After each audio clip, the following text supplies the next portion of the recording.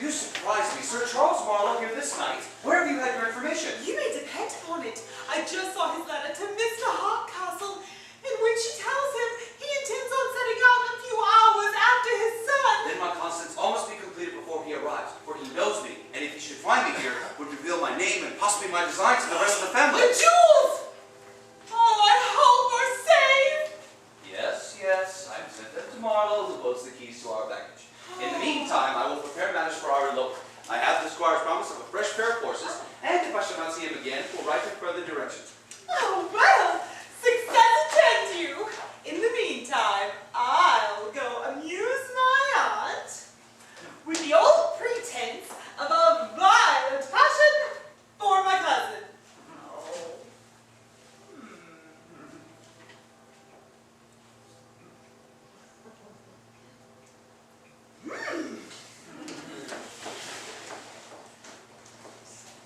I wonder what Hastings could mean by sending me so valuable a thing as a casket to keep for him, when he knows the only place I have is the seat of a poached coast. Have you deposited the casket with the landlady as I ordered you? Have you put it into her own hands? Yes, Your Honor. She said she'd keep it safe, did she? She said to keep it safe enough. She asked me how I came by it. Said she had a great mind, maybe give an account of myself. The safe, however. This little barmaid, though, runs through my mind most strangely and drives out the absurdities of the rest of the family. She's mine. She must be mine, or I'm greatly mistaken. Bless me, I quite forgot to tell that I intend to prepare at the bottom of the garden. Marlowe here, and in spirits too. Give me joy, George. Crown me, shadow me with laurels. After all, we modest men don't want for success among the women. Some women, you mean. What is your honor's modesty been crowned with that it grows so insolent upon us? Why, man, didn't you see the tempting, brisk, lovely little thing that runs around the house with a bunch of keys to its girdle? Well, and what then? She's mine, you rogue, you. Such fire, such motion, such eyes, such lips. But egad, she would not let me kiss them, though. But are you sure? So very sure of her? Why, man, she talked of showing me her work above stairs, and I'm to improve the pattern. But how could you, Charles, go about to rob a woman of her honor? Pshaw, pshaw. We all know the honor of a barmaid of an inn. I don't intend to rob her. Take my word for it. There's nothing in this house I shan't honestly pay for. You have taken care, I hope, of the casket I have sent you to lock up. It's in safety? Yes, yes, it's safe, however. How did you think the seat of a poached coast and an indoor a place for safety? Ah, numbskull, take better precautions than you have for yourself. I have sent it to the landlady to keep for you. To the landlady? The landlady. You did? Oh, you did. I did. Oh, wasn't I right? I believe you'll allow I acted prudently upon the occasion. He must not see my uneasiness. You seem a little disconcerted, though, methinks. Sure, nothing has happened. No, nothing. I've never been in better spirits in all my life. So, you gave it to the landlady, who no doubt readily undertook the charge. Rather too readily. For she not only kept the casket, but through her great precaution, was going to keep the messenger, too. They're safe, however. As a guinea in a miser's purse. So now all hopes of fortune are lost, and we must set off without it. Well, Charles, I'll leave you to your pretty meditations on the pretty barmaid, and may you be as successful for yourself as you have been for me. Thank you, George. I ask no more. I no longer know my own house.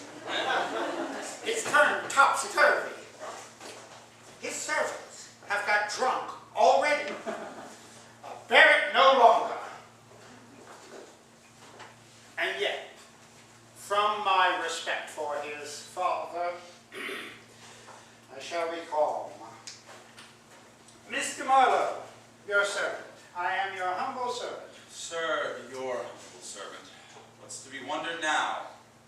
I believe, sir, I hope you are sensible, sir, that no man alive ought to be more welcome than your father's son. I hope you think so, sir. I do from my soul, sir. I don't want much entreaty. I generally make my father's son welcome wherever he goes.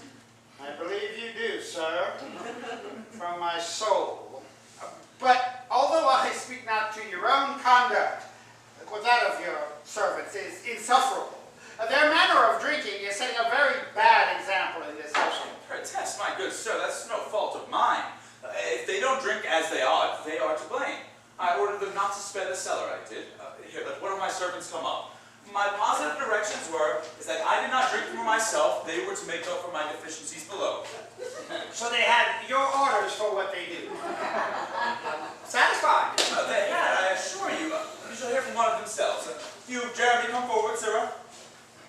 What were my orders? Were you not told to drink freely and do what thought fit for the good of the house? I begin to lose my patience. Please, Your Honor. Liberty in Fleet Street forever. Lord, what a servant. I'm as good as any other man. I'll drink for no man before supper, sir. Dammy. What good liquor will sit upon a good supper? What a good supper will not sit upon? Upon my conscience, sir.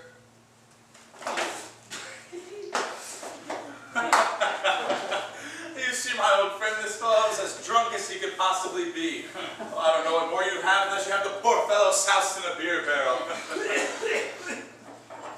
Sounds when distracted if I hold it in any longer. Mr. Marlowe, I have endured your insolence for more than 4 hours now, and I see no likelihood of it coming to an end. But I am resolved to be the master here, and I desire that you and your drunken pact may leave this house directly. Leave this house? Sure, you could not be serious.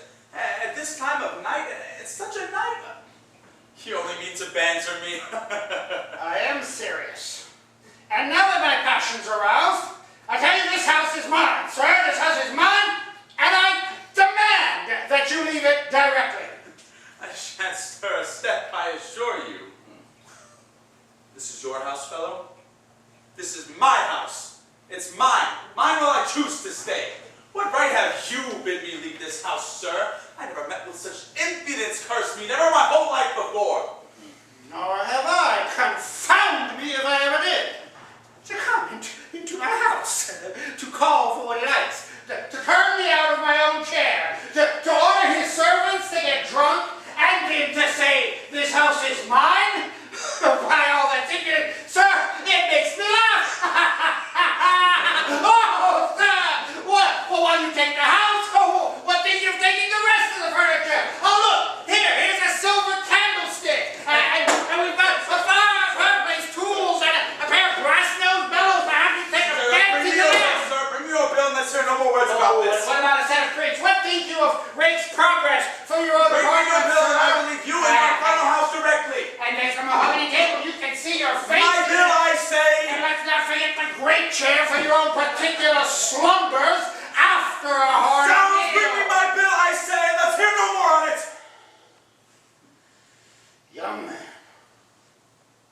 Young man, from your father's letter, I was taught to expect a well-bred, modest gentleman as a visitor here tonight. But I find now that he is nothing but a coxcomb and a bully. But he will be here shortly, and he will hear more of it. How's this? Sure, I haven't mistaken this house. Everything looks like an inn. The attendant is awkward. The barmaid, too, to attend us. But she's here and will further inform me. Whither so fast, child? A word with you. Let it be short, then. I'm in a hurry. Oh, I begin. He's learning his mistake, and it's too soon quite to undeceive him. Oh. Pray, child, answer me one question. What are you and what may your business in this house be? A relation to the family, sir. What, a poor relation? Yes, sir, a poor relation, appointed to keep the keys and ensure no guest wants what's in my power to give them. That is, you act as the barmaid of this inn. An inn? Oh, Lasse, what brought that into your head? An inn. One of the finest families in all the country keep an inn. Old Master Hardcastle's house, an inn. Master Hardcastle's house? Is this Master Hardcastle's house, child? Are you sure? Whose else should it be? So that all's out. I've been damnably imposed on. Oh, confound my stupid head. I shall be laughed at over the whole town. At least the most macaroni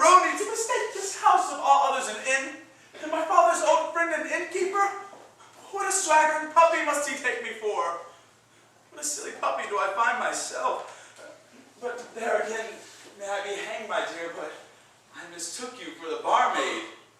Dear me. Dear. I hope there's nothing in my behavior to put me on a level with one of that stamp. Nothing, my dear, but I was in for a list of blunders that cannot but help make you a subscriber. My stupidity saw everything the wrong way. I mistook your assiduities for assurance and your simplicity for allurement. But it's over. This house I no more show my face in. I hope so. I've done nothing to disoblige you. I'm sure I should be sorry to affront any gentleman who's been so kind and said so many civil things to me. I'm sure I should be sorry if he left the family on my account. And I'm sure I should be sorry, for I have no greater fortune in my character. My heavens, she weeps. This is the first mark of tenderness I've ever had from a modest woman, and it touches me. Excuse me, my lovely girl, but you're the only part of this family I leave with reluctance. But to be plain with you, the difference of our birth, education, and fortune makes an honorable connection impossible. And I can never harbor the thought of bringing ruin upon one whose only thought was being too lovely. Generous man! I now begin to admire him.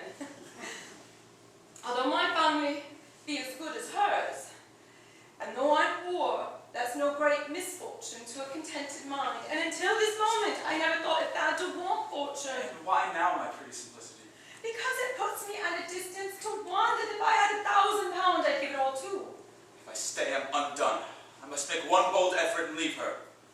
Your partiality in my favor, dear, touches me most sensibly. And were I to live for myself alone, I could easily fix my choice, but I owe too much to the authority of a father so that I can scarcely speak it. It affects me. Farewell. I never knew half his merit until now. He shall not go, not if I have power or art to detain him. I will preserve the character in which I stoop to conquer, but I will undeceive my papa, who may perhaps laugh him out of his resolution. Aye, she's got the jewels again, that's a sure thing, but she believes it all a mistake of the servants. But my dear cousin, sure you won't forsake us in this distress? Oh, if she in the least suspects that I am eloping, I shall certainly be locked up, or sent to my Aunt Pedigree's, which is 10 times worse. To be sure, aunts of all kinds of damn bad things, but what am I to do? I've got you a pair of horses that'll fly like whistle jackets, and you can't say that I courted you nicely before her face. Here she comes, just quarter bit of more, fear she should suspect us. Well, I was greatly fluttered to be sure, but my son tells me it was all a mistake of the servants. Oh, I shan't feel easy, however, till they are fairly married, and then she can take her own fortune. What's this I see? Oh, fondling together as I'm alive. I never saw Tony look so sprightly before. Have I called you my pretty doves? Oh, what billing, exchanging stolen glances and broken murmurs. Oh! As for murmurs, we grumble a little now and then, to be sure, but there's no love lost between us. Oh, a mere sprinkling Tony upon the flame, only to make it burn brighter. Cousin Tony promises to give us more of his company at home. Indeed, he shan't leave us anymore. It won't leave us, Cousin Tony. Will it? Oh, it's a pretty creature. No, I'd sooner leave my horse in a pond than leave you when you smile upon one so. Your laugh, ha, makes you so becoming. Agreeable cousin.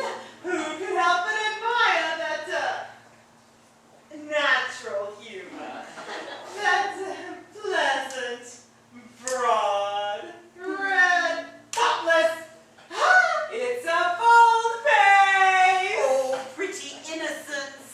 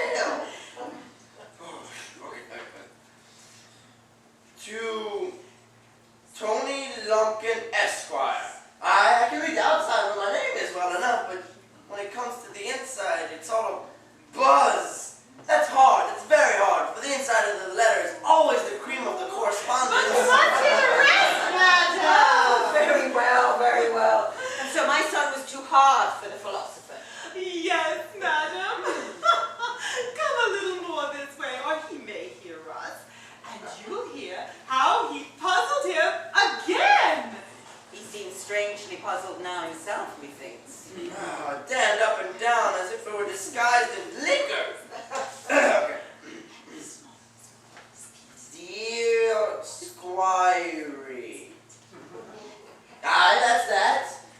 Then there's an ant and a T and an S. And that's yes. But whether the next is an R or an izzard, confound me, I cannot tell. Was that my Can I give you any assistance? Rayon, let me read it, for nobody reads a cramped hand better than I.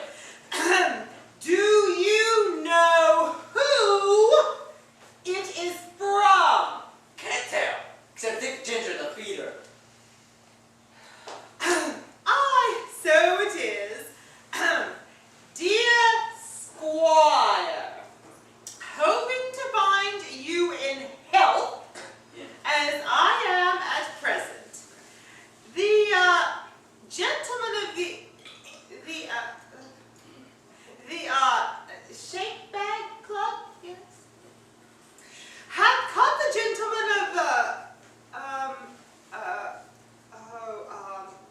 Goose Green, quite out of feather.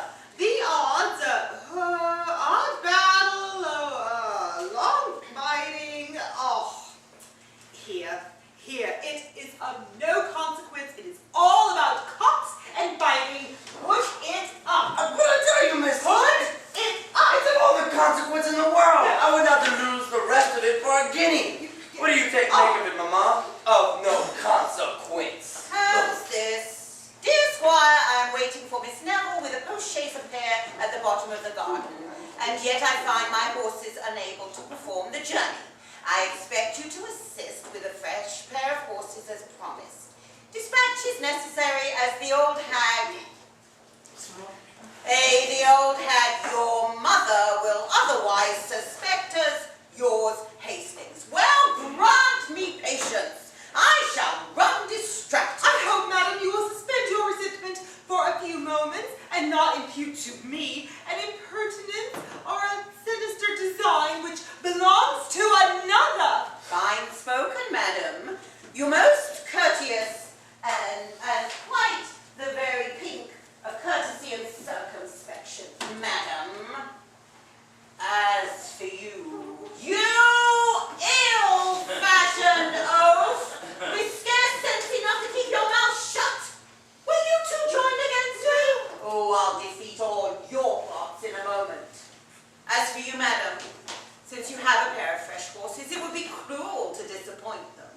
So, if you please, instead of running away with your spark, be prepared in a moment to run off with me. Your old Aunt Pedigree will make you secure. I'll warrant me. You too, sir, may mount your horse and guard us along the way. Here, Thomas, Roger Diggory. I'll show you I wish you better than you do yourself. Here, Thomas, Roger Diggory.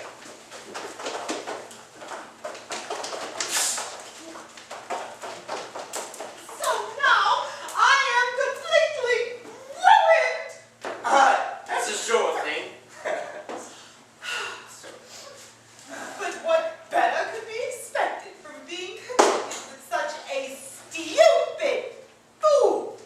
And after all the nods and signs I made him, The laws, miss, it was your own cleverness, not my stupidity that did your business. You were so busy and so nice with your shake bags and goose greens that I thought you could never be made to believe. So, I find by my servant that you have shown my letter and betrayed us. Was this well done, young gentleman? Oh, here's another. Ask Miss There who betrayed me. It was her doing, not mine. So I've been finally used here among you, rendered contemptible, driven to ill manners, despised, insulted, laughed at. Aye, here's another. We'll have old Bedlam broke loose presently. and there, sir, is the gentleman to whom we all owe everything.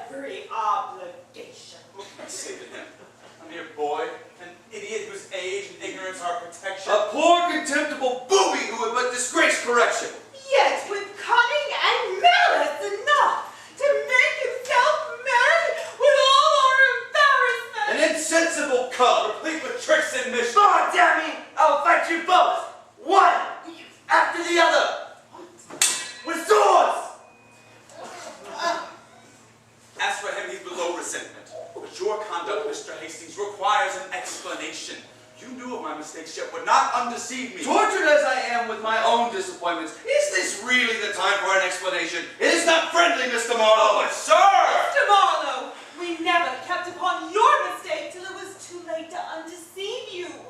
Be pacified. My mistress desires you get ready immediately, madam. The horses are putting to. You're headed into in the next room. We're to go 30 miles per morning. Well, I'll come presently. Was it well done, sir, to assist in rendering me ridiculous? To hang me out for the scorn of all my acquaintances? Depend upon it, sir, I shall expect an explanation. Was it well done, sir, if you're upon that subject, to deliver what I entrusted to yourself to the care of another, sir? Mr. Hastings, Mr. Marlowe, why will you increase my distress with this groundless dispute? I implore you. I entreat you. You're close, madam. Oh. My mistress is impatient. Oh, I come. Pray, be pacified. If I leave you thus, I shall die with apprehension. You're close, madam. Oh. The horses are putting to. I come. Pray, be pacified. Mr. Marlowe, if you know what a scene of ill nature and constraint await me, I am sure it would convert your resentment into pity. I'm so distracted with a variety of passions that I don't know what I do. Madam, forgive me. George, forgive me. You know my hasty temper and should not exasperate it. The torture of my situation is my only excuse. Well, my dear Hastings, if you have the esteem for me that I think, that I am sure you have, then your constancy for but 3 years, yes, will increase the happiness of our future connection. Miss Neville! Constance! Why, Constance, I say! I'm coming! Well, constancy. Remember, constancy is the word. Oh, my heart. How can I support this? To be so near happiness, and such happiness. You see now, young gentlemen, the effects of your folly. What might be amusement to you is here disappointment and even distress. I'm here! It's here! Your hands! Yours and yours, my Fosaki! My boots! Oh! Meet me 2 hours hence at the bottom of the garden, and if you do not find Anthony Lumpkin one more good-natured fellow than you thought for, I'd give you leave to take Fed Bouncer, my best horse in the bargain.